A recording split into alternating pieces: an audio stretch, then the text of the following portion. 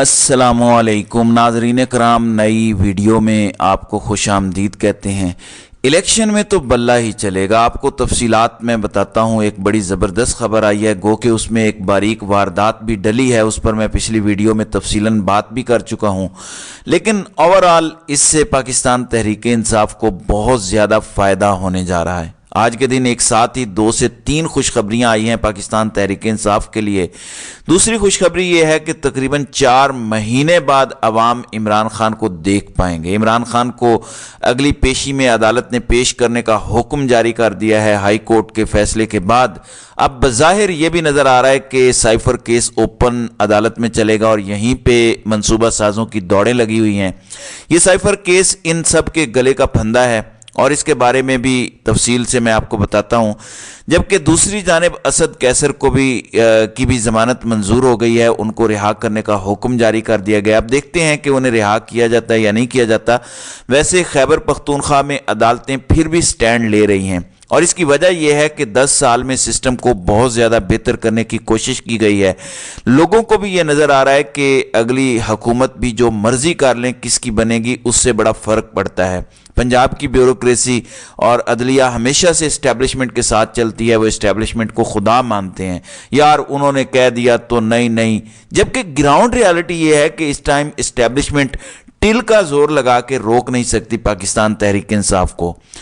नाज़रीन इकराम, केस कुछ यूं है कि पाकिस्तान तहरीक इंसाफ के जो इंट्रा पार्टी इलेक्शन हुए हैं उसमें कुछ कमियां कोताहियां हो सकती हैं। हो सकता है कोई पेपर वर्क की कमी हो, कोई थोड़ा सा प्रोसीजर फॉलो ना किया गया हो जिसको दुरुस्त किया जा सकता था। अगर इलेक्शन कमीशन कोई कमी कोताही दूर करने की बात करता तो कोई पेपर वर्क कंप्लीट करने की बात करता या कोई भी इस तरह की कोई चीज़ करता तो समझ में आता था। लेकिन इलेक्शन कमीशन ने तमाम इंट्रा पार्टी इलेक्शंस ही पाकिस्तान तहरीक इंसाफ के नाकाबिले कबूल करार दे दिए हैं और उन्हें कहा है कि आपके पास 20 दिन है। 20 दिन के अंदर अंदर आपने दोबारा इंट्रा पार्टी इलेक्शंस करवाने हैं। सबसे पहले तो आपको मैं ये बता दूं कि इस फैसले को हाई कोर्ट में चैलेंज करने का ऐलान किया गया है बैरिस्टर गौहर की जानिब से, इमरान खान के वकला टीम की जानिब से। अब आप कहेंगे कि बल्ले का निशान तो पाकिस्तान तहरीक इंसाफ के पास ही है। हो सकता है आज ही फैसला दे देता है इलेक्शन कमीशन कि नहीं, इनके इंट्रा पार्टी इलेक्शन नहीं हुए तो अब इनको बल्ले का निशान नहीं मिल सकता। लेकिन इसमें बारीक वारदात है और इसको ज़रा आपने समझना है। इमरान खान पाकिस्तान तहरीक इंसाफ के चेयरमैन हैं और कोई भी नाअहली का फैसला आने से पहले ही वो चेयरमैन इलेक्ट हो चुके थे। सूरत हाल ये है कि अगर इंट्रा पार्टी इलेक्शंस दोबारा होते हैं, इमरान खान जो MNA MPA का इलेक्शन लड़ने के अहल नहीं है, वहां पे ये सवाल उठाया जाएगा कि वो पार्टी का इलेक्शन लड़ने के कैसे अहल हैं। समझ रहे हैं ना आप?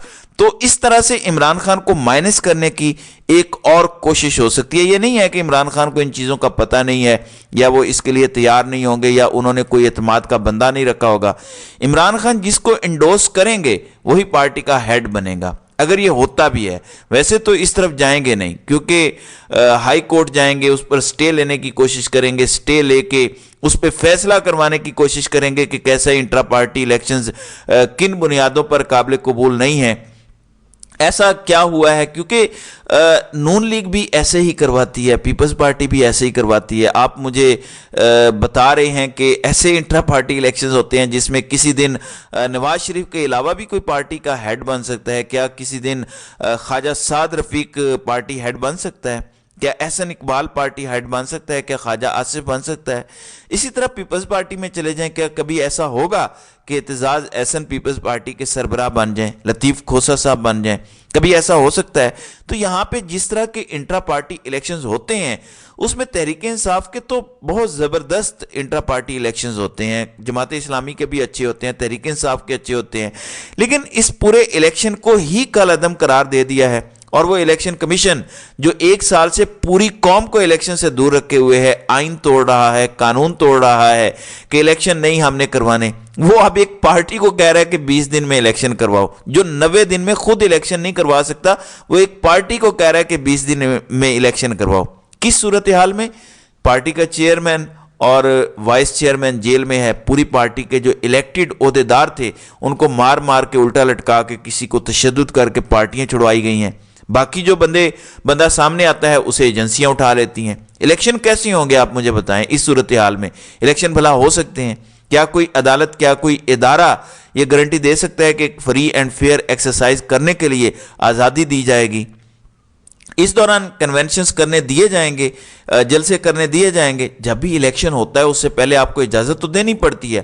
اب ایک پارٹی کو آپ 20 دن دے رہے ہیں کہ آپ الیکشن کرائیں ورنہ آپ کا نشان لے لیا جائے گا، تو یہ ہے وہ باریک واردات، ایک تیر سے کئی شکار، کہ تحریک انصاف کے الیکشن ہو، لوگوں کو سامنے آنا پڑے گا، وہاں پہ گرفتاریوں کے بھی چانسز ہوں گے، اور دوسرا عمران خان کو پارٹی چیئرمین شپ سے بغیر عدالتی حکم کے ہٹانے کا ایک طریقہ بھی بن جائے گا، کیونکہ جب عمران خان کو دوبارہ الیکٹ کرنے کی باری آئے گی تو یہی کہا جائے گا کہ جو بندہ ایم این اے نہیں بن سکتا، ایم پی اے نہیں بن سکتا، جو بندہ نااہل ہو چکا ہے، الیکشن کمیشن جس کو نااہل قرار دے چکا ہے، وہ پارٹی چیئرمین شپ کے لیے کیسے اہل ہے؟ یہ سمپل کھیل ہے جو الیکشن کمیشن نے باریک واردات کے ذریعے کھیلنے کی کوشش کی ہے۔ دیکھتے ہیں کہ اس بار عامر فاروق کون سی کلا بازیاں مارتا ہے، کیونکہ ظاہر ہے چیلنج تو اسلام آباد ہائی کورٹ میں ہی ہوگا اور آگے عامر فاروق بیٹھا ہے، لیکن مشکلات جتنی بڑھتی ہیں وہیں پہ آپ دیکھیں گے کہ آسانیاں بھی پیدا ہوتی چلی جائیں گی۔ جس طرح القادر ٹرسٹ کیس یا 190 ملین پاؤنڈ کا جو کیس ہے وہ مشرق بینک کے ڈاکومنٹ کے آنے کے بعد گٹر میں چلا گیا ہے،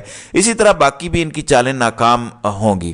لاڈلا اول کا یہ کہنا ہے کہ لیول پلینگ فیلڈ تو یہ ہے کہ عمران خان کو کم از کم 7 سے 10 سال کی سزا سنائیں اور الیکشن سے پہلے سنائیں، تاکہ لوگوں کی امید ٹوٹ جائے کہ یہ تو باہر آنے والا نہیں ہے، پارٹی بھی اس کے کنٹرول میں نہیں ہے، اگر دیں گے بھی ووٹ تو وزیر اعظم تو عمران خان نہیں بنے گا، اور اس طرح سے لوگوں کو اتنا توڑ دیا جائے کہ کوئی الیکشن والے دن باہر نہ آئے، اور ابھی سے ماحول یہ بنانے لگ پڑے ہیں۔ سہیل وڑیت جیسے لوگ ابھی سے کہہ رہے ہیں کہ جو حالات ہیں لوگ نکلیں گے ہی نہیں باہر، ووٹ ہی نہیں دیں گے، اور نون لیگ اکیلی بھاگے گی الیکشن میں اور جیت جائے گی، یہ باتیں کی جا رہی ہیں۔ ناظرین اکرام، آپ نے ہمت نہیں ہارنی، آپ نے ووٹ دینے نکلنا ہے، اور بلے کا نشان ہو نہ ہو، جو بھی نشان ہوگا، وہ کھمبے کا نشان ہو یا ڈنڈے کا نشان ہو، عوام نے اس ووٹ اس کو دینا ہے جو عمران خان کا نشان ہوگا۔ تو عدالت نے دوسری جانب باقاعدہ ریٹن آرڈر جاری کر دیا ہے، اس میں لکھا ہے not to come up for appearance of accused person on 28 of 11 2023، یعنی 28 نومبر 2023 کو عمران خان اور شاہ محمود قریشی کو جوڈیشل کمپلیکس میں پیش کرنے کا باقاعدہ جوڈیشل آرڈر آ گیا ہے۔ یہ ذوالقرنین جو ہیں وہ جج ابو الحسنات ذوالقرنین یہ تاثر دے رہے ہیں اور اندیا دے رہے ہیں کہ اب باقی کا سارا ٹرائل اوپن کورٹ میں ہوگا۔ انہوں نے اپنے ریٹن آرڈر میں ہائی کورٹ کے فیصلے کا وہ حصہ بھی لگا دیا ہے جس میں لکھا ہوا ہے کہ پچھلی ساری کارروائی کالعدم قرار دی جاتی ہے۔ وہ اس آرڈر کا بھی حصہ ہے اور اس آفیشیل آرڈر کا بھی حصہ بن چکا ہے۔ اس کے بعد ہونا تو یہ چاہیے تھا کہ اس جج کے تمام فیصلے کیونکہ کالعدم ہوئے ہیں، اس جج کو ریکیوز کر لینا چاہیے تھا کہ میں یہ کیس نہیں سنتا، اتنی بڑی میرے خلاف ایک چارج شیٹ آئی ہے کہ میرے سارے ہی فیصلے غلط ہیں، تو میں ریکیوز کرتا ہوں، آپ کسی اور جج کو یہ کیس لگا دیں۔ لیکن ظاہر ہے کہ ایک بندے کو ٹاسک دے کے لایا گیا ہے اور اسے کہا گیا ہے کہ دلاور سے تھوڑا سا جو ہے وہ بہتر ایکٹ کرنا ہے تم نے، تاکہ دلاور والی بونگیاں نہ ہوں، تو وہ تھوڑا سا بہتر ایکٹ کرتا ہے، لیکن ایکچولی وہ دلاور الٹرا پرو میکس ہے، اس کو صرف سزا دینے کے لیے لایا گیا ہے۔ لیکن اب یہ جو ٹائم مل گیا ہے پاکستان تحریک انصاف کے وکلاء کو اور عمران خان کو ٹائم مل گیا ہے، اس میں امید یہ ہے اور یہ ٹائم ہی اور یہ گیم ہی ٹائم کی ہے۔ ابھی 28 نومبر کو پیشی ہوگی اور اس کے بعد باقاعدہ ٹرائل کا آغاز ہوگا۔ 29 اگست سے پہلے کی جو صورتحال تھی وہاں سے یہ کیس شروع ہوگا۔ 29 اگست سے لے کر نومبر تک کتنے مہینے ہیں جی؟ ستمبر، اکتوبر، نومبر، یعنی 3 مہینے گزر گئے، ابھی تک فیصلہ نہیں ہوا تھا، بلکہ فرد جرم لگی تھی اور اس کے بعد گواہان پیش ہونا شروع ہونے تھے۔ مطلب اگر ابھی سے لے کر 3-4 مہینے تحریک انصاف کے وکلاء کی ٹیم نے نکال لیے اور سزا نہ ہونے دی، 1000 طریقے ہوتے ہیں وکلاء کے پاس۔ جج دلاور نے تو بغیر وکیل صفائی کے موجود ہوئے فیصلہ ہی سنا دیا تھا، اور اس میں اتنی خرابیاں تھیں کہ وہ فیصلہ دنیا کے کسی عدالت میں، ایون عامر فاروق کی عدالت میں بھی نہیں کھڑا ہو سکتا۔ ظاہر ہے کچھ تو پروسیجر کو فالو کرنا پڑے گا، اس پروسیجر کو فالو کیا گیا تو 8 फरवरी तक इमरान खान को सज़ा देना साइफर केस में नामुमकिन हो जाएगा। जो अलकादिर ट्रस्ट केस है उसमें जितनी मर्जी ये कार्रवाई कर लें, अब जब मशरिक का ये लेटर आ गया है उसके बाद इस केस में भी कुछ बचेगा नहीं। हालांकि ये तैयार बैठे थे कि इस केस में भी जल्दी जल्दी सज़ा दे दी जाए, तो पीछे रह जाता है फिर 9 मई से जुड़े वाक़यात। उसमें भी इमरान खान पे किसी किस्म का कोई जुर्म साबित ये कर ही नहीं सकते, ना कोई सबूत हैं, ना कोई चशमदीद गवाह है। मौका वारदात पे कहीं भी इमरान खान मौजूद नहीं थे तो नहीं दे सकेंगे सज़ा। इसलिए मंसूबा साज इस टाइम पागलों की तरह फिर रहे हैं। एक पुरानी किताब को नई टाकी शाकी मार के दोबारा मार्केट में ला रहे हैं, किसी का इंटरव्यू चला रहे हैं, यानी मुकम्मल पागल हो चुके हैं।